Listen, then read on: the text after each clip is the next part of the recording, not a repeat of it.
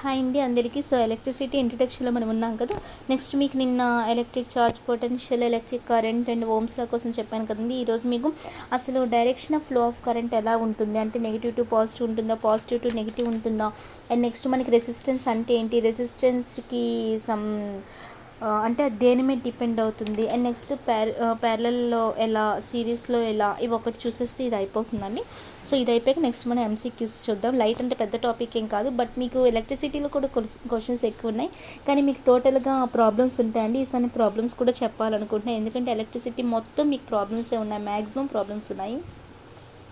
Okay, so ఇప్పుడు మనం ఏం చెప్పుకోవాలి అంటే direction of flow of current అనమాట. సో కరెంట్ అనేది ఫ్లో అవుతూ ఉంటుంది, దాని డైరెక్షన్ ఎలా ఉంటుంది. సపోజ్ చూడండి, ఇదేం 1 సెకండ్, ఇదేంటండి, ఇది మనకి బ్యాటరీ కదా, మీ అందరికీ తెలుసు. బ్యాటరీకి మీరేం చిన్న పిల్లలు కాబట్టి ఇది మీ అందరికీ బ్యాటరీ అని తెలుసు, ఇది ఒక సర్క్యూట్ అని తెలుసు కదండి. సో ఇది బ్యాటరీ అంటే పెద్దది ఉందంటే అది పాజిటివ్ టెర్మినల్, అండ్ చిన్నది ఉందంటే నెగిటివ్ టెర్మినల్, ఇది మీ అందరికీ తెలుసు కదండి. సో నేను ఇక్కడ ఏం చెప్తున్నా అంటే కరెంట్ అనేది ఇలా వెళ్తుందండి. చూడండి, కరెంట్ అనేది ఇక్కడ ఎలా వెళ్తుందండి, యారో మార్క్స్ మీరు అబ్జర్వ్ చేస్తుంటారు, పాజిటివ్ నుండి నెగిటివ్కి వెళ్తుంది. బట్ మన అందరికీ తెలుసు ఎలక్ట్రాన్స్ ఫ్లో ఎలా వెళ్తుందండి, ఎలక్ట్రాన్స్ అనేవి మీకు నెగిటివ్ ఛార్జ్ నుండి పాజిటివ్ ఛార్జ్కి వెళ్తాయి కదా. కానీ కరెంట్ డైరెక్షన్ ఇక్కడ మీకు పాజిటివ్ టు నెగిటివ్ ఎందుకు వెళ్తుంది అంటే ఇది మీకు ఎలక్ట్రాన్ ఫ్లోకి మీకు ఆపోజిట్గా ఉందా కరెంట్ డైరెక్షన్, ఇక్కడ అర్థమవుతుందా అండి. ఇక్కడ నేను కరెంట్ అనేది ఫ్లో అవుతుంది, బట్ ఎలా ఫ్లో అవుతుందని మీకు ఇక్కడ యారో మార్క్స్ చేసే, పాజిటివ్ టు నెగిటివ్ ఫ్లో అవుతుంది. బట్ కరెంట్ ఫ్లో అవ్వాలంటే మనకి ఎలక్ట్రాన్స్ ఏ డైరెక్షన్లో వెళ్తే ఆ డైరెక్షన్ కదా వెళ్ళాలి. ఎలక్ట్రాన్స్ అనేవి మీకు ఎలా వెళ్తాయి, నెగిటివ్ ఎలక్ట్రాన్స్కి నెగిటివ్ ఛార్జ్ కదా, నెగిటివ్ టు పాజిటివ్గా వెళ్తాయి. సో కరెంట్ కూడా మీకు నెగిటివ్ టు పాజిటివ్ వెళ్ళాలి. బట్ ఇక్కడ మీకు electrons flow negative to positive ఉంటే కరెంట్లో పాజిటివ్ టు నెగిటివ్ ఉంది అంటే ఎలక్ట్రాన్స్ ఫ్లో అనేది మీకు కరెంట్ ఫ్లోకి ఆపోజిట్ డైరెక్షన్లో ఉంది అని అర్థమా. దీనికి రీజన్ ఏంటంటే ఇక్కడ మీకు అంటే ఇవి ఎప్పుడు ఏన్షియన్ టైమ్స్లో అండి, వాళ్ళు ఏంటంటే అప్పుడు ఆ టైంలో ఏంటంటే యాక్చువల్గా కరెంట్ ఫ్లో ఏంటంటే మనకి నెగిటివ్ టు పాజిటివ్నే ఉంటుంది. బట్ ఇక్కడ ఏం చూసాం మనం, పాజిటివ్ టు నెగిటివ్ చూసాం. దీనికి రీజన్ ఏంటంటే అప్పుడు మనకి ఆ టైంలో ఎలక్ట్రాన్స్ డిస్కవర్ చేయలేదండి, ఓన్లీ ప్రోటాన్స్ ఉండేవి. సో అప్పుడు మీకు కరెంట్ ఆ టైంలో అయితే ఆ టైంలో డిస్కవర్ ఆల్రెడీ చేస్తారు. సో ఆ టైంలో మీకు ప్రోటాన్స్ ఉండేవి. ప్రోటాన్స్ ఎలా వెళ్ళాయండి అంటే పాజిటివ్ టు నెగిటివ్ కదా. సో కరెంట్ ఫ్లోకి ఓన్లీ ప్రోటాన్స్ రీజన్ అని చెప్పి అప్పుడు అనుకునేవారు. ఓకేనా. సో ప్రోటాన్స్ అంటే ఏంటి, మనకి దాని యొక్క ఫ్లో ఎలా ఉంటుంది, పాజిటివ్ టు నెగిటివ్, కాబట్టి అప్పుడు మీకు ఎలక్ట్రాన్స్ యొక్క ఫ్లో కూడా పాజిటివ్ టు నెగిటివ్ అని అనుకున్నారు. కానీ తర్వాత ఏమైందంటే ఎలక్ట్రాన్స్ డిస్కవరీ కూడా అయిందండి. సో ఎలక్ట్రాన్స్ డిస్కవరీ అయిందాక ఎలక్ట్రాన్స్ యొక్క ఛార్జ్ ఏంటి, నెగిటివ్ ఛార్జ్. దీనివల్ల మీకు దీనివల్ల మీకు ఏమవుతుందంటే అంటే వాళ్ళు ఏం చెప్పారంటే ఇప్పుడు ఎలా అవుతుంది, ఎలక్ట్రాన్స్ డిస్కవర్ జరిగాక కరెంట్ ఫ్లో అనేది నెగిటివ్ టు పాజిటివ్ అని చెప్పారు. సో అప్పుడు అలా చెప్పారు, ఇప్పుడు ఇలా చెప్పారు అని చెప్పి నాకు ఫుల్ కన్ఫ్యూజన్ వచ్చిందండి. అప్పుడు నాకు ఫుల్ కన్ఫ్యూజన్ వచ్చి నేను మా ఫ్రెండ్ని అడిగితే తనేం చెప్పిందంటే, లేదంటే మా సార్ని అడిగితే మా సార్ ఏం చెప్పారంటే కరెంట్ అనేది మనకి ఏంటంటే ఒక స్కేలార్ క్వాంటిటీ అండి. కరెంట్ అనేది ఏంటి, స్కేలార్ క్వాంటిటీ. స్కేలార్ అంటే ఏంటి, మనకు ఒక పర్టికులర్ డైరెక్షన్ ఉండదు కదా. వెక్టర్ అంటే పర్టికులర్ డైరెక్షన్ ఉంటుంది, స్కేలార్ అంటే మనకు ఒక పర్టికులర్ డైరెక్షన్ ఏమి ఉండదు కదండి. సో కరెంట్ అనేది స్కేలార్ కాబట్టి ఎందుకమ్మో అంత వరీ అవుతా. కరెంట్ అప్పుడు వాళ్ళు అనుకున్నప్పుడు పాజిటివ్ టు నెగిటివ్ అయింది, ఇప్పుడు నెగిటివ్ టు పాజిటివ్ అయింది, ఎందుకంటే స్కేలార్ క్వాంటిటీ కాబట్టి దానికి ఒక పర్టికులర్ డైరెక్షన్ ఉండదు, అది ఎలా వెళ్తే ఏమని చెప్పి మా సార్ నాకు చెప్పారనమాట. అంటే మీకు ఏంటంటే ఇక్కడ అర్థమవుతుందండి, మనం డైరెక్షన్పై టెన్షన్ పడే అవసరమే లేదు ఇక్కడ కరెంట్ విషయంలో. ఓకేనా. ఇది స్కేలార్ క్వాంటిటీ కాబట్టి మనకి దాని డైరెక్షన్తో పని లేదనమాట అక్కడ అన్నట్టు. సో ఇక్కడ ఏంటంటే మనకి ముందు చెప్పింది కన్వెన్షనల్ కరెంట్ అండి, ఇప్పుడు ఉన్నది ఏంటంటే ఎలక్ట్రాన్ కరెంట్ అని చెప్తాం. కన్వెన్షనల్ కరెంట్, ఎలక్ట్రాన్ కరెంట్ అంటే ఏంటంటే చూడండి, ఇప్పుడు సపోజ్ ఇదే సర్క్యూట్ వేస్తున్నా ఉందండి.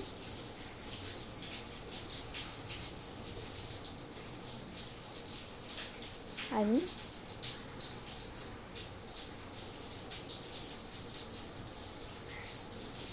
సో ఇలా వేసాను కదండి. ఇప్పుడు ఏంటంటే సపోజ్ చూడండి, మనకి ఇందాక ఎలా వెళ్ళాయండి, కరెంట్ అనేది పాజిటివ్ టు నెగిటివ్ వచ్చింది కదా. ఇందాక చూసుకుంటే మనకి పాజిటివ్ టు నెగిటివ్ వచ్చింది. ఓకేనా. అండ్ ఇప్పుడు చూసుకుంటే మనకి నెగిటివ్ టు పాజిటివ్ వెళ్తుంది కదండి. సో నెగిటివ్ టు పాజిటివ్ వచ్చింది. సో పాజిటివ్ టు నెగిటివ్ ఎప్పుడు వెళ్ళింది, ఆ టైంలో వెళ్ళింది. అంటే పాజిటివ్ టు నెగిటివ్ వెళ్తే దాన్ని మనం ఏమంటామంటే కన్వెన్షనల్, CONVEN కన్వెన్షనల్ కరెంట్ అంటామండి. ఓకేనా. అండ్ అలా కాకుండా మనకి నార్మల్గా ఎలక్ట్రాన్స్ యొక్క ఫ్లో ఏంటి, నెగిటివ్ టు పాజిటివ్, అలానే కరెంట్ యొక్క ఫ్లో కూడా నెగిటివ్ టు పాజిటివ్ అయితే అప్పుడు దాన్ని మనం ఏమంటామంటే ఎలక్ట్రిక్ కరెంట్ అంటాం అనమాట. ఓకేనా. So conventional current, electric current. Conventional current అంటే ఏంటంటే మనకి పాజిటివ్ టు నెగిటివ్ అనమాట. సో ఇంకోటి ఏంటంటే ఎలక్ట్రిక్ కరెంట్ అంటే నెగిటివ్ టు పాజిటివ్. ఓకేనండి, ఇది దీని గురించి. నెక్స్ట్ ఏంటంటే మనకి రెసిస్టెన్స్ అంటే ఏంటంటే చూడండి, కరెక్ట్గా వినండి, అబ్జర్వ్ చేయండి.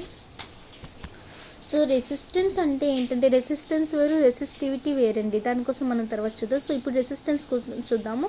అండ్ రెసిస్టెన్స్ అనేది దేని మీద డిపెండ్ అవుతుంది అనేది కూడా చూద్దాం. సో రెసిస్టెన్స్ అంటే ఏంటంటే కరెంట్ ఫ్లోని అది స్టాప్ చేస్తుందా, ఎందుకు స్టాప్ చేస్తుంది? సపోజ్ చూడండి, ఒక రోడ్పై ఒక ఎగ్జాంపుల్ చూద్దాము. సపోజ్ ఒక రోడ్పై ట్రాఫిక్ బాగా ఉందండి, ఇంకొక రోడ్పై ట్రాఫిక్ అనేది అస్సలు లేదు. సో మనం ఏం చేస్తామండి, మనం తక్కువ ట్రాఫిక్ ఉన్న రోడ్ని మనం చూస్ చేసుకుంటాం కదా. అలా ఎందుకు చూస్ చేసుకుంటామండి? దానికి రీజన్ ఏంటి అంటే మనం హై స్పీడ్తో ఎంజాయ్ చేస్తూ వెళ్ళొచ్చనే కదా. అలా కాకుండా స్పీడ్ పెంచాను అనుకోండి, అంటే అక్కడ మనకి ట్రాఫిక్ లేని ప్లేస్లో స్పీడ్ పెంచినా ఎటువంటి ప్రాబ్లం కూడా రాదు కదా, అంతే కదా. సో ఆ రీజన్తోనే నేను తక్కువ ట్రాఫిక్ ఉన్న రోడ్ పైకి నేను బాగా స్పీడ్తో వెళ్తున్నాను. కానీ ఎక్కువ ట్రాఫిక్ ఉన్న ప్లేస్లో మీరు ఎక్కువ స్పీడ్తో వెళ్తే ఏమవుతుందండి? సపోజ్ నేను బాగా ఎక్కువ ట్రాఫిక్ ఉన్న దాంట్లో నేను చాలా హై స్పీడ్తో వెళ్ళాను, అప్పుడు ఏమవ్వచ్చండి, నాకు ఏదో ఒక యాక్సిడెంట్ అవ్వచ్చు, లేదంటే నేను పైకే పోవచ్చు, సంథింగ్ ఏదో ఒక కొలిజన్ అనేది జరుగుతూ ఉంటుంది కదా. సో ఇక్కడ మన కండక్టర్ కూడా అలానేనండి. మన కండక్టర్ అనేది ఏంటంటే సపోజ్ ఏదో ఒక కండక్టర్ని తీసుకుందాం, ఒక గోల్డ్ వైర్ని తీసుకున్నామండి, ఓకేనా. సపోజ్ ఇక్కడ ఏముందంటే అర్థమవుతుందండి చెప్పేది, నేను నార్మల్గా కామన్ ఎగ్జాంపుల్స్తో చెప్తున్నాను. ఇక్కడ ఏముందండి, ఒక గోల్డ్ వైర్ అనేది ఉంది. సో అంటే ఇది గోల్డ్ వైర్ అంటే టోటల్గా మనకు అందులో ఏముంటాయండి, లోపల గోల్డ్ ఆటమ్స్ ఉంటాయి కదా. గోల్డ్ వైర్ అంటే ఖచ్చితంగా ఆటమ్స్ లోపల గోల్డ్ ఆటమ్స్ అనే ఉంటాయి, కానీ అందులో గోల్డ్ ఆటమ్స్ లేవండి. గోల్డ్ లోపల యాక్చువల్లీ గోల్డ్ లోపల ఇంకా కొన్ని యాడ్ అయి ఉంటాయండి. అవి ఏంటండి, సపోజ్ ప్యూర్ గోల్డ్ అనుకుంటాం కదా, ప్యూర్ గోల్డ్తో మనం డెఫినెట్ షేప్ ఏది రాదండి. ప్యూర్ గోల్డ్ అనేది మనకి ఉండదు, అంటే ఉంటుంది కానీ దాంతో డెఫినెట్ షేప్ అనేది రాదండి. ప్యూర్ గోల్డ్తో మనం ఈ వైర్ కానీ లేదంటే ఇయర్ రింగ్స్ కానీ సమ్ జ్యువెలరీ కానీ ఇవన్నిటిని కూడా మనం దాంతో తయారు చేయలేం. కాబట్టి దాంట్లో ఏం చేస్తారంటే సిల్వర్ కానీ లేదంటే ఇంకా ప్లాటినం కానీ కాపర్ ఇలాంటివన్నీ కూడా యూజ్ చేస్తామండి. కాపర్ అండ్ ప్లాటినం ఇలాంటివన్నీ కూడా గోల్డ్తో పాటు మిక్స్ అయి ఉంటాయి, అర్థమవుతుందండి. అంటే మనం చూసుకున్న జ్యువెలరీ కూడా సరే ప్యూర్ గోల్డ్ కాదండి. సో అందులో కూడా మీకు ఏముంది, ఇంప్యూరిటీ ఉంది, అర్థమవుతుందని చెప్పింది. ఇక్కడ ఏం తీసుకున్నా, ఒక గోల్డ్ వైర్ తీసుకున్నా, ఇందులో ఓన్లీ గోల్డ్ ఆటమ్సే ఉంటాయంటే ఓన్లీ గోల్డ్ ఆటమ్స్ ఉండవు. దానిలో ఏముంటాయి, సిల్వర్ ఉండొచ్చు, కాపర్ ఉండొచ్చు, ప్లాటినం ఉండొచ్చు. ఓన్లీ గోల్డ్ వల్ల అయితే అది డెఫినెట్ షేప్ అనేది ఖచ్చితంగా రాదు, ఓకేనా. సో ఇక్కడ ఏం చెప్తున్నానంటే మీకు ఇక్కడ లోపల ఏముంటుందండి, ఇలా కొన్ని ఇంప్యూరిటీస్ అని ఉంటాయి. అంటే గోల్డ్ కూడా ఇంప్యూర్ ఉన్నట్టే కదండి, గోల్డ్ అనేది చాలా ప్యూర్ అని చెప్పుకుంటుంటారు. గోల్డ్ కూడా మీకు ఏంటంటే ఇంప్యూరిటీ ఉందండి దానిలో కూడా, ఓకేనా. సో ఇందులో మీకు ఏమున్నాయండి, గోల్డ్ వైర్ లోపల మీకు చాలా ఇంప్యూరిటీ ఆటమ్స్ అనేవి ఉన్నాయి, అంతే కదా. సో ఇప్పుడు ఏం చేస్తున్నానంటే ఈ గోల్డ్ వైర్లో మీకు ఏమున్నాయండి, ఇంప్యూరిటీ ఆటమ్స్ అనేవి ఉన్నాయి కదా. దీన్ని నేను ఏం చేశానండి, ఒక బ్యాటరీకి కనెక్ట్ చేశాను. ఇదేంటండి, ఈ సింబల్ మనకి బ్యాటరీ కదా, ఇటువైపు పాజిటివ్ టెర్మినల్, ఇటువైపు నెగిటివ్ టెర్మినల్. సో ఇక్కడ బ్యాటరీకి కనెక్ట్ చేస్తే మనకి ఏమవుతుందండి, పొటెన్షియల్ అండ్ డిఫరెన్స్ వస్తుంది. సో ఇక్కడ మీకు పొటెన్షియల్ డిఫరెన్స్ వస్తే మీకు ఎవరు ఫ్లో అవుతారండి, ఎలక్ట్రాన్స్ అనేవి ఫ్లో అవుతాయి. పొటెన్షియల్ డిఫరెన్స్ ఎక్కువగా ఉంటే ఎలక్ట్రాన్స్ ఫ్లో ఎలా ఉంటుంది, ఎక్కువగా ఉంటుంది. మనం ఆల్రెడీ డిస్కస్ చేస్తాం కదా. సో ఇక్కడ మీకు ఎలక్ట్రాన్స్ అనేవి ఫ్లో అవుతాయి, బట్ మీకు ఎలా ఫ్లో అవుతాయండి, ఇది అంత ఈజీ కాదండి ఇక్కడ ఎలక్ట్రాన్స్ ఫ్లో అవ్వడం. ఇది ఎలక్ట్రాన్స్ ఫ్లో అవ్వడం కూడా చాలా కాంప్లికేటెడ్ మ్యాటర్ అనమాట ఇక్కడ. ఎందుకంటే ఇది ఫ్రీ ఎలక్ట్రాన్సే కానీ అంత ఫ్రీగా మూవ్ అవ్వలేదు. ఎందుకంటే గోల్డ్లో కూడా మనకి చాలా ఇంప్యూరిటీ ఆటమ్స్ ఉన్నాయి, సిల్వర్ కానీ కాపర్ కానీ కదండి. యాక్చువల్గా ప్యూర్ మెటల్సే, బట్ ఇవి ఇందులో కలవడం వల్ల మనం దాన్ని ఇంప్యూరిటీ అని చెప్తాం కదా. సో ఇక్కడ ఏంటి అంటే ఎలక్ట్రాన్స్ ఫ్లో అనేది ఇక్కడ మీకు ఈజీ కాదు, చాలా కాంప్లికేటెడ్గా ఉంటుంది. అంటే ఎలా కాంప్లికేటెడ్గా ఉంటుంది మేమనంటే నేను చెప్తా చూడండి. ఇప్పుడు సపోజ్ మనం ఏంటంటే మనం ఒక ట్రాఫిక్ ఉంది అని తెలిస్తే మనం చూసి స్లోగా వెళ్తాం, బట్ ఈ ఎలక్ట్రాన్స్ లోపల కూడా ఇక్కడ ఈ గోల్డ్ వైర్ లోపల కూడా చాలా ఇంప్యూరిటీస్ వెళ్ళి బాగా ట్రాఫిక్ ఉంది కదండి. మనకైతే కళ్ళు కనిపిస్తాయి, మనమైతే చూసి స్లోగా వెళ్తాం, కానీ ఎలక్ట్రాన్స్కి కళ్ళు అనేవి లేవు కదండి పాపం. సో ఎలక్ట్రాన్స్కి ఐస్ అనేవి లేవు. సో తను ఏం చేస్తుంది, అదే స్పీడ్తో వెళ్ళిపోతుంది. ఎందుకంటే మనకంటే కళ్ళు ఉన్నాయి కాబట్టి స్పీడ్ చూసుకొని తగ్గించుకుంటా, లేని దగ్గర పెంచుకుంటా. కానీ ఎలక్ట్రాన్స్ కల్లా పాపం కళ్ళు లేక అది స్పీడ్తో ఏం చేస్తుందంటే అదే స్పీడ్తో వెళ్ళిపోతుంది. అదే స్పీడ్తో వెళ్ళిపోవడం వల్ల ఇంకొక థింగ్ చెప్పడం మర్చిపోయానండి మీకు. ఇందులో ఇంప్యూరిటీ కూడా ఉంటుందని చెప్పాను కదండి. ఆ ఇంప్యూరిటీ ఆటమ్స్ని మనం ఏమంటామంటే ఫారెన్ ఆటమ్స్ అంటామండి. ఇంప్యూరిటీ ఆటమ్స్ని ఏమంటామని మీ అందరికీ తెలిసిన బేసిక్స్ అనుకుంటున్నాను నేను. సో ఇంప్యూరిటీ ఆటమ్స్ని మనం ఏమంటామంటే ఫారెన్ ఆటమ్స్ అనమాట, ఓకేనా. సో ఏంటండి, ఎలక్ట్రాన్స్ కళ్ళు లేక అవే స్పీడ్తో వెళ్ళిపోతున్నాయి.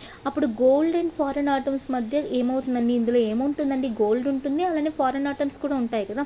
సో ఈ రెండింటి మధ్య ఏమవుతాయండి, ఆ రెండు ఒకటి డిషమ్ అనమాట. అంటే కొలిజన్ అనేది జరుగుతూ ఉంటుంది కదా. సో కొలిజన్ ఎవరితో జరుగుతుందండి, మన ఎలక్ట్రాన్స్తో జరుగుతుంది, అంతే కదా. సో ఎలక్ట్రాన్స్ ఫ్లో అనేది ఇక్కడ ప్రాపర్గా ఉండట్లేదు. ఎలక్ట్రాన్స్ ఫ్లో అనేది ప్రాపర్గా లేకపోతే కరెంట్ అనేది ప్రాపర్గా ఫ్లో అవుతుందా?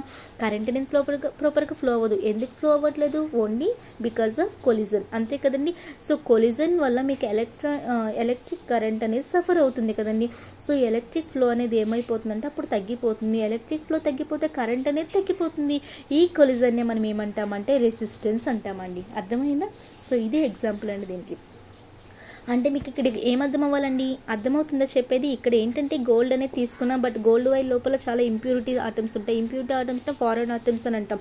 ఇప్పుడు ట్రాఫిక్లో మనం వెళ్ళేటప్పుడు మనకంటే మనం చూసుకొని స్పీడ్ తగ్గించి పెంచుకొని వెళ్తాం. బట్ ఎలక్ట్రాన్స్కి తన కళ్ళు లేకపోవడం వల్ల అది ఏం చేస్తుందండి, అదే స్పీడ్తో వెళ్ళిపోతుంది. అదే స్పీడ్తో వెళ్ళిపోవడం వల్ల ఆ వైర్ లోపల గోల్డ్ ఉంది, ఫారెన్ ఆటమ్స్ ఉన్నాయి, వాటి మధ్య కొలిజన్ జరగటం, ఎలక్ట్రాన్స్తో కొలిజన్ జరుగుతుంది కదా. అంటే ఎలక్ట్రాన్స్ వాటితో కొలిజన్ అనేది జరుపుకుంటుంది, తనకు తెలియకుండానే జరుపుతుంది.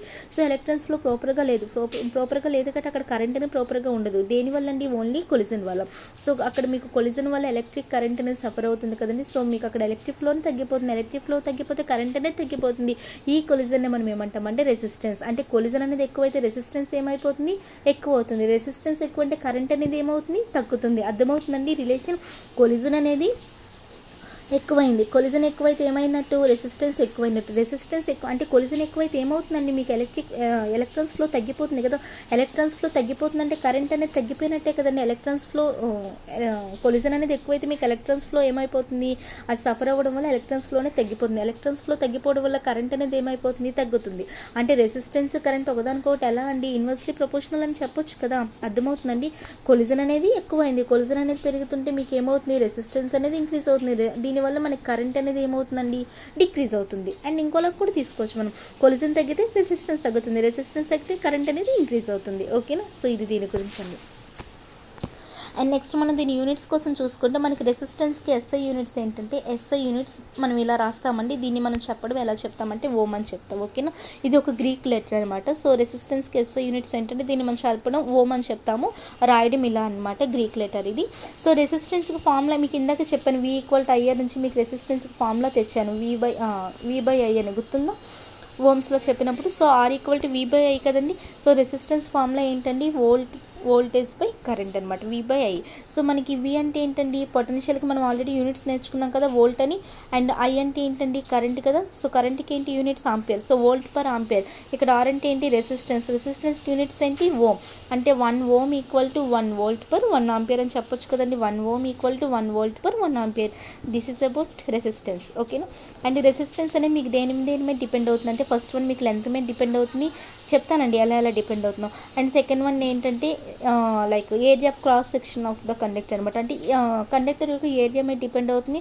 అండ్ థర్డ్ థింగ్ ఏంటంటే కండక్టర్ అనేది ఒక మెటీరియల్ కదండి, దాని యొక్క నేచర్ మీద డిపెండ్ అవుతుంది. అండ్ ఫోర్త్ వన్ ఏంటంటే టెంపరేచర్పై డిపెండ్ అవుతుందండి. ఫస్ట్ వన్ లెంత్పై, సెకండ్ వన్ ఏరియాపై, థర్డ్ వన్ నేచర్పై, ఫోర్త్ వన్ టెంపరేచర్పై. సో ఒక్కొక్క దాన్ని చూద్దాం ఇప్పుడు. చూడండి, సపోజ్ ఏం తీసుకుంటున్నానంటే లెంత్ కోసం. ఫస్ట్ ఇది ఏంటంటే లెంత్ కోసం చూద్దాం. ఫస్ట్ వన్ మనం లెంత్ కోసం చూద్దాం. సో ఇప్పుడు సపోజ్ ఒక సర్క్యూట్ని తీసుకుంటున్నాం. ఇక్కడ ఏదో ఒక వైర్ పెట్టాను అనుకోండి, ఇది ఒక వైర్ అమ్మ.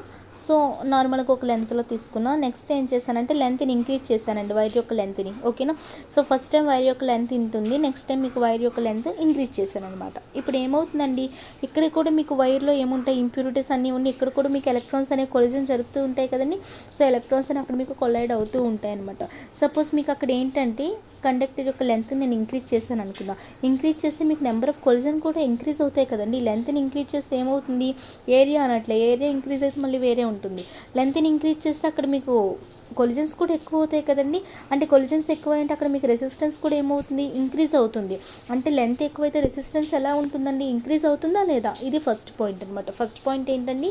ఫస్ట్ పాయింట్ మనకి లెంత్పై ఎలా డిపెండ్ అవుతుంది. లెంత్ అనేది ఇంక్రీజ్ చేస్తే మీకు అక్కడ కొలిజన్స్ కూడా ఎక్కువ అవుతాయి. కొలిజన్స్ ఎక్కువైతే అక్కడ మీకు రెసిస్టెన్స్ కూడా ఎక్కువ అవుతుంది కదండి. సో లెంత్ అనేది మీకు రెసిస్టెన్స్ అనేది మీకు లెంత్కి ఎలా ఉంటుందంటే డైరెక్ట్లీ ప్రపోర్షనల్గా ఉంటుంది. ఇది ఫస్ట్ పాయింట్ అండి. R is directly proportional to L. ఓకేనా? సెకండ్ పాయింట్ ఏంటి అంటే ఏరియా మీద. సో ఇప్పుడు ఏరియా మీద అంటే మనం దీన్ని ఎలా పెంచాలండి? సపోజ్ చూడండి, ఇదే వైరు, ఇంత వైరు ఉంది. ఇప్పుడు ఏరియా పెంచాం. ఇప్పుడు ఏరియా పెంచినప్పుడు మనకి ఏమవుతుందండి, ఇక్కడ మీకు ఆల్రెడీ ఎలక్ట్రాన్స్ ఎక్కువ ఇక్కడ మీకు ఏమవుతుందంటే ఫస్ట్ మీకు ఇక్కడ ట్రాఫిక్ అనేది ఎక్కువగా ఉందనుకున్నాం, ఓకేనా. ఇక్కడ మీకు ఫస్ట్ మీకు వైర్ అనేది అలానే తీసుకున్నాం. సో ఇప్పుడు ట్రాఫిక్ అనేది ఇక్కడ మీకు చాలా ఎక్కువగా ఉందండి. ట్రాఫిక్ ఎక్కువైనప్పుడు మీకు అక్కడ కొలిజన్ ఏమవుతుంది, ఎక్కువగా ఉంటుంది కదా. అది మీరు క్రాస్ సెక్షనల్ ఏరియాని కనుక పెంచితే అక్కడ మీకు కొద్దిగా ప్లేస్ అనేది దొరుకుతూ ఉంటుంది కదా. సో ప్లేస్ అనేది దొరికి ఇటు నుండి ఇటు అంటే వాటి యొక్క డైరెక్షన్స్ ఒక నుండి ఇంకోటి ఇంకోలా వెళ్తూ ఉంటాయి కదా. లెంత్ ఇంక్రీజ్ చేయడం వేరు, మీరు క్రాస్ సెక్షనల్ ఏరియా ఇంక్రీజ్ చేసినప్పుడు వేరండి. లెంత్ ఇంక్రీజ్ చేసినప్పుడు అలానే కొలిజన్స్ అనేవి ఇంక్రీజ్ అవుతూ ఉంటాయి కదా. అంటే జస్ట్ ఏరియా ఇంక్రీజ్ చేసినప్పుడు వేరు, లెంత్ అనేది జస్ట్ ఇలా ఉన్న వైర్ని ఇలా మనం ఇంక్రీజ్ చేసాం అంతే. వెహికల్స్ అలానే వెళ్తూ ఉంటాయి కదండి. ట్రాఫిక్ అనేది మీకు అలానే లెంత్ అనేది అలానే ఎక్కువ అవుతుంటుంది. బట్ మనం క్రాస్ సెక్షనల్ ఏరియా అనేది ఇంక్రీజ్ చేసినప్పుడు ఇటు నుండి కొన్ని వెహికల్స్, ఇటు నుండి కొన్ని వెహికల్స్, ఇటు నుండి కొన్ని వెహికల్స్ ఇలా వెళ్తూ ఉంటాయి కదా. సో ఇక్కడ నేను అదే చెప్తున్నానండి. ఇప్పుడు సెకండ్ వన్ వైర్ ఇలా ఉంది, నెక్స్ట్ దాంట్లో నేను ఏం చేశాను, దాన్ని క్రాస్ సెక్షనల్ ఏరియా అనేది ఇంక్రీజ్ చేశాను. సో ఫస్ట్ కేసులో మనకి ఇక్కడ ట్రాఫిక్ అనేది ఎక్కువగా ఉన్నప్పుడు కొలిజన్స్ అనేది జరిగి మీకు అక్కడ సేమ్ సిచ్యువేషన్ మనకు తెలుసు. బట్ ఇప్పుడు నేను ఏం చేశాను అంటే క్రాస్ సెక్షనల్ ఏరియాని పెంచితే కొద్ది ప్లేస్ దొరికింది కాబట్టి ఇక్కడ మీకు ఏమవుతాయండి, కొలిజన్స్ అనేవి తగ్గుతాయి. కొలిజన్స్ అనేది తగ్గితే మీకు అక్కడ రెసిస్టెన్స్ అనేది ఏమవుతుందండి, తగ్గుతుంది కదా. సో ఇక్కడ మనకి ఏరియా ఇంక్రీజ్ చేసే రెసిస్టెన్స్ అనేది ఏమవుతుందండి, తగ్గుతుంది. ఎందుకు రెసిస్టెన్స్ తగ్గింది, అక్కడ మన కొలిజన్స్ అనేది తగ్గడం వల్ల, అంతే కదా. కొలిజన్స్ తగ్గాయంటే మీకు అక్కడ కరెంట్ అనేది ఏమవుతుంది అంటే అర్థమవుతుంది రిలేషన్. ఇక్కడ మనకి ఎలక్ట్రాన్స్ అనేవి వేరే వాటితో మనకి కొద్దిగా అంటే డాష్ ఇవ్వడం అలాంటివన్నీ తగ్గుతాయి కదండి. కొలిజన్స్ అనేవి తగ్గుతాయి. కొలిజన్స్ తగ్గి అంటే అక్కడ ఫ్లో ఆఫ్ కరెంట్ అనే ఎలక్ట్రాన్స్ అనేవి ఇంక్రీజ్ అవుతాయి కదా, అంటే ఎక్కువగా ఉంటాయి, ప్రాపర్గా ఉంటాయి కదండి. సో ఎలక్ట్రాన్స్ ఫ్లో ప్రాపర్గా ఉంటుంది కాబట్టి కరెంట్ ఫ్లో కూడా ప్రాపర్గా ఉంటుంది, అంతే కదా. సో ఇది నేను చెప్తున్నా. అంటే కొలిజన్స్ అనేవి మీకు తక్కువ అంటే రెసిస్టెన్స్ అనేది ఎలా ఉంటుంది, తక్కువగా ఉంటుంది, అంతే కదా. రెసిస్టెన్స్ తక్కువ అంటే మీకు అక్కడ ప్రాపర్ కరెంట్ ఉన్నట్టు, అంతే కదండి. సో ఇక్కడ మీకు సెకండ్ పాయింట్లో ఏమర్థం అవ్వాలండి, resistance is inversely proportional to area. First point resistance is directly proportional to length, second point resistance is inversely proportional to cross sectional area, and third point ఏంటంటే nature మీద డిపెండ్ అవుతుంది. Nature మీద ఎలా depend అవుతుంది అంటే suppose చూడండి, మనం ఇందాక చూసాం కదండి R is proportional to, and second one ఏంటంటే R is proportional to A కదా. ఈ రెండింటిని 1/a కదండి. సో ఈ రెండింటిని మనం ఎలా రాయొచ్చు, are is proportional to L/A అని చెప్పి మిక్స్ చేసి రాయొచ్చు కదా. కరెక్ట్. నేచర్ కోసం చూద్దాము. ఫస్ట్ ఆఫ్ ఆల్ ఇది వినండి. సో ఈ రెండింటి నుండి are is proportional to L/A అని రాయొచ్చు కదండి. ఇక్కడ మనం ప్రపోర్షనల్లో తీస్తే ఏం పెట్టాలి, కాన్స్టెంట్. ఆ కాన్స్టెంట్ని ఏమంటున్నానంటే రో అని చెప్తున్నా. సో రో L/A. ఈ రోని ఏమంటామంటే మనం రెసిస్టివిటీ అంటామండి. ఈ రోని ఏమంటామంటే రెసిస్టివిటీ ఆర్ స్పెసిఫిక్ రెసిస్టెన్స్ అని కూడా అంటాం. స్పెసిఫిక్ రెసిస్టెన్స్ అన్న రెసిస్టివిటీ అన్న ఒకటే. దానికి ఎందుకు స్పెసిఫిక్ రెసిస్టెన్స్ అన్నామనేది మీకు ఇప్పుడు చెప్తాను. సో అర్థమైందా అండి, మనకి రిలేషన్ వచ్చింది already R is proportional to L అని, and R is inversely proportional to A అని. సో రెండింటిని కంబైన్ చేసి are is proportional to L/A అని చేస్తాను. ప్రపోర్షనల్ తీస్తే ఇక్కడ కాన్స్టెంట్ పెట్టాం కదా. కాన్స్టెంట్ ఏంటంటే ఇక్కడ రో L/A, అంతే కదా. ఈ రోని ఏమంటామంటే రెసిస్టివిటీ అండి, రెసిస్టెన్స్ అనట్లేదు, ఓకేనా. ఈ ఆర్ అంటే మనకి రెసిస్టెన్స్, రో అంటే ఏంటంటే రెసిస్టివిటీ ఆర్ స్పెసిఫిక్ రెసిస్టెన్స్ అని అంటాం, ఓకేనా. అంటే ఏంటంటే ఇది మనకి కండక్టర్ యొక్క ఈ రెసిస్టివిటీ అనేది మీకు దేని మీద డిపెండ్ అవుతుందంటే కండక్టర్ యొక్క నేచర్, అంటే ఆ నేచర్ ఎలా ఉంది అనే దానిపై డిపెండ్ అవుతుంది అనమాట. అంటే ఆ మెటీరియల్ నుండి ఆ మెటీరియల్ ఎలా ఉంది అనే దానిపై డిపెండ్ అవుతుందండి. సపోజ్ చూద్దాం, ఇప్పుడు రెసిస్టివిటీ గురించి చూద్దాము. సపోజ్ ఇక్కడ కాపర్ వైర్ని తీసుకున్నానండి. కాపర్ వైర్ 1 మీటర్ ఉంది. అండ్ నెక్స్ట్ దాంట్లో ఏం తీసుకున్నానంటే కాపర్ వైర్ని ఇలానే ఉంది, బట్ అది కూడా ఎలా ఉందంటే వేరేగా ఉన్నా సరే అది కూడా మీకు 1 మీటర్ ఉంది. సో 1 మీటర్ ఉన్నప్పుడు ఇప్పుడు నేను ఈ రెండిట్లో రెసిస్టివిటీ ఎలా ఉంది అని అడిగితే నన్ను ఎవరైనా అడిగితే నేను సేమ్ రెసిస్టెన్స్ అని చెప్తానండి. ఓకే, రెసిస్టివిటీ అంటున్నా, రెసిస్టెన్స్ కాదు, ఓకేనా. రెసిస్టెన్స్ అనేది మళ్ళీ మనకి వేరుగా ఉంటుంది. రెసిస్టెన్స్ అనేది ఇక్కడ మీకు లెంత్ అనేది ఇలా ఉంది కదండి, ఏరియా అనేది ఇక్కడ తక్కువ కాబట్టి ఇక్కడ రెసిస్టెన్స్ అనేది మనకి ఎలా ఉండొచ్చు, ఏరియాకి ఇన్వర్స్లీ ప్రపోర్షనల్ కాబట్టి ఇక్కడ మీకు రెసిస్టెన్స్ అనేది ఎక్కువ ఉంటుంది కదండి. ఇక్కడ మనం ఏరియాని ఇంక్రీజ్ చేసాం చూసారా, క్రాస్ సెక్షనల్ ఏరియా ఇంక్రీజ్ చేసాం కాబట్టి అక్కడ మీకు రెసిస్టెన్స్ అనేది తక్కువ అవుతుంది, ఇది రెసిస్టెన్స్. బట్ నేనేమంటున్నా, రెసిస్టివిటీ అనేది రెండింటికి సేమ్ అని చెప్తున్నా. ఎందుకు సేమ్ అంటే అది దాని యొక్క నేచర్పై డిపెండ్ అవుతుంది. ఈ రెండింటి యొక్క నేచర్ ఏంటండి, సేమ్ నేచర్. రెండు కూడా దేంతో తయారయ్యండి, రెండు కూడా కాపర్ వైర్తోనే తయారయ్యాయి కదా. సో ఒకే మెటీరియల్ నుండి వచ్చింది కాబట్టి రెండు కూడా ఆ రెండు సేమ్ మెటీరియల్ కాబట్టి దాని యొక్క రెసిస్టివిటీ సేమ్ అని చెప్తాం. అదండి, రెసిస్టెన్స్ వేరు, రెసిస్టివిటీ వేరు. అదే రెండింటికి రెండు ఒకటే మెటీరియల్ అయినప్పటికీ దీని యొక్క ఏరియా తక్కువగా ఉంది, దీని యొక్క ఏరియా ఎక్కువగా ఉంది. ఏరియా తక్కువ ఉంటే రెసిస్టెన్స్ ఎక్కువ అవుతుంది, రెసిస్టెన్స్ అండి. అది ఏరియా ఎక్కువైతే రెసిస్టెన్స్ అనేది తక్కువ అవుతుంది. బట్ రెసిస్టివిటీ అంటే ఏంటంటే సేమ్ మెటీరియల్తో తయారవ్వడం వల్ల రెండింటికి మనకి ఏరియాతో లెంత్తో దేంతో సంబంధం లేదు. సేమ్ మెటీరియల్ ఉందా, ఓకే, రెసిస్టివిటీ ఒకటే, రెసిస్టివిటీ ఆర్ స్పెసిఫిక్ రెసిస్టెన్స్ అనేది ఒకటి. ఓకేనా? సో ఇప్పుడు మీకు అర్థమైందండి. ఇప్పుడు మీకు వేరియేషన్స్ చూడండి. రెసిస్టెన్స్ అండి, ఇది first one resistance, and next one ఏంటంటే రెసిస్టివిటీ ఆర్ స్పెసిఫిక్ రెసిస్టెన్స్ అని కూడా అంటాం. సో ఈ రెండింటికి మెయిన్ డిఫరెన్స్ ఏంటంటే మీకు ఒక రెసిస్టెన్స్ అనేది లెంత్ అండ్ ఏరియాపై డిపెండ్ అవుతుంది. But resistivity or specific resistance అనేది మీకు లెంత్ అండ్ ఏరియాపై డిపెండ్ కాదు, ఓన్లీ మెటీరియల్పై డిపెండ్ అవుతుంది. అండ్ సమ్టైమ్స్ టెంపరేచర్పై కూడా డిపెండ్ అవుతుందండి సమ్టైమ్స్. ఓకేనా? ఇది దీని గురించి. అండ్ నెక్స్ట్ దేని మీద డిపెండ్ అవుతుందండి, 3 పాయింట్స్ ఆల్రెడీ డిస్కషన్ చేసాం. 4th పాయింట్ దేని మీద అండి, టెంపరేచర్పై డిపెండ్ అవుతుంది. సో టెంపరేచర్పై ఎలా డిపెండ్ అవుతుంది, సపోజ్ చూద్దాం.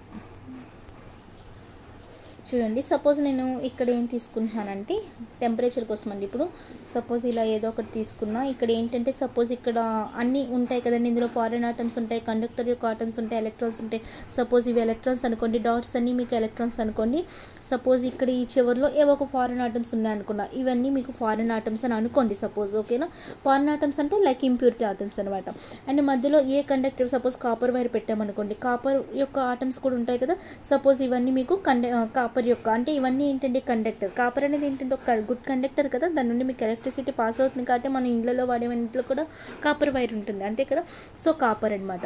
సో కాపర్ అనేది ఇవి ప్యూర్ అనమాట. వీటితో పాటు ఇంప్యూరిటీ అంటే ఫారెన్ ఆటమ్స్ ఉన్నాయి, అవి ఒక సర్కిల్లో పెట్టాను. అండ్ ఎలక్ట్రాన్స్ అనేవి ఇలా ఇలా ఇలా వాటి మధ్యలో ఇలా ఫ్లో అవుతున్నాయి. ఓకేనా? సో ఇవి ఏంటంటే మనకి కాపర్ ఆటమ్స్ మధ్యలో ఉన్నవి. ఓకేనా? అంటే కండక్టర్ ఆటమ్స్ అని అనుకోండి. ఇప్పుడు నేను వీటికి ఏం చేసిన అంటే టెంపరేచర్ అనేది ఇచ్చానండి. టెంపరేచర్ ఇస్తే ఏమవుతుందండి, హీట్ అనేది వస్తుంది. హీట్ అనేది వచ్చి ఆటమ్స్ అనేవి ఏమవుతాయి, మనం చాలాసార్లు నేర్చుకున్నాం. హీట్ అనేది వస్తే ఆటమ్స్ అనేవి వాటిని అబ్జర్వ్ చేసుకుంటాయి కదండి, అంతే కదా. సో అబ్జర్వ్ చేసుకుని ఏమవుతాయండి, వాటి యొక్క కైనెటిక్ ఎనర్జీ పెంచుకొని అవి వైబ్రేట్ అవుతూ ఉంటాయి కదా, అంతే కదా. ఇవన్నీ మనం ఫిజిక్స్లో కూడా నేర్చుకున్నాం, ఫేజెస్ అవన్నిటిలో కూడా, solid to liquid, liquid to, వీటన్నిటిలో ఎక్స్పెరిమెంట్స్తో కూడా నేను కొన్ని చెప్పాను కదండి మీకు.